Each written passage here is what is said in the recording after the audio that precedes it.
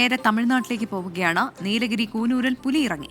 പുലി റോഡ് മുറിച്ചു കടക്കുന്ന ദൃശ്യങ്ങൾ പുറത്തുവന്നു. കാർ യാത്രക്കാരാണ് ദൃശ്യങ്ങൾ പകർത്തിയത്. ദൃശ്യങ്ങൾ കാണാം മതി.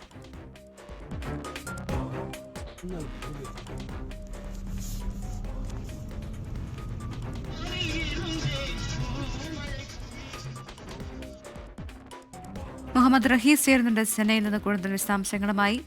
റഹീസ്, എപ്പോഴായിരുന്നു ഈ പുലിയെ ഈ യാത്രക്കാർ കണ്ടത്? എങ്ങനെയാണ് വിവരങ്ങൾ?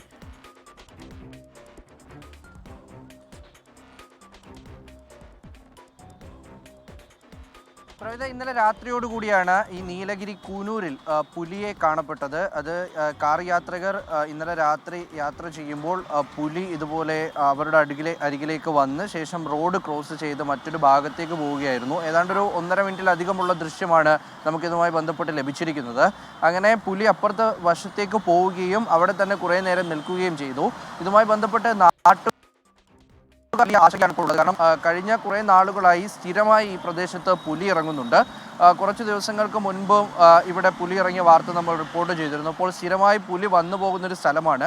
അവർ പറയുന്നതനുസരിച്ചാണെങ്കിൽ കഴിഞ്ഞ ഒരു വർഷത്തിനിടയിൽ ഇരട്ടിയിലധികമായി പുലിയുടെ എണ്ണം വർദ്ധിച്ചിട്ടുണ്ട് എന്ന് പറയുന്നു. അത് അവിടുത്തെ പ്രാദേശിക ഭരണകൂടമടക്കം സമ്മതിക്കുന്ന ഒരു കാര്യം കൂടിയാണ്. അപ്പോൾ അങ്ങനെ സ്ഥിരമായി പുലി വരികയും ജനവാസ മേഖലകളിലേക്ക് ഇറങ്ങുകയും 2 ദിവസം മുൻപ് ഒരു വീട്ടിലെ കിണറ്റിനരികിലൊക്കെ ഇതിനെ കാണുകയും ചെയ്തു. അടുത്തേക്ക് ഒരു കുഞ്ഞു പോകുന്ന ഒരു വിവരം കൂടിയൊക്കെ പുറത്തു വന്നിരുന്നു. അപ്പോൾ അത്തരത്തിൽ സ്ഥിരമായി ഈ മേഖലയിൽ ഇപ്പോൾ പുലി ഇറങ്ങുന്നു.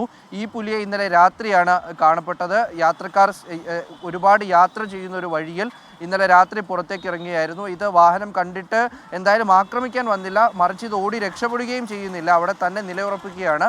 അപ്പോൾ നാട്ടുകാർക്ക് വലിയ തോതിൽ ആശങ്കയുണ്ട്. പ്രാദേശിക ഭരണകൂടം വേണ്ട നടപടി സ്വീകരിക്കണമെന്ന് കൂടി ഇവർ ആവശ്യപ്പെടുന്നുണ്ട്. പ്രവിത, ശരി. മുഹമ്മദ് റഹീസാണ് വിവരങ്ങൾ ചെന്നൈയിൽ നിന്ന് നൽകിയത്. മുൻപും കൂനൂരിൽ സമാനമായ രീതിയിൽ പുലിയെ കണ്ടിട്ടുണ്ട് എന്നുള്ള വാർത്തകൾ നമ്മൾ നൽകിയിരുന്നു.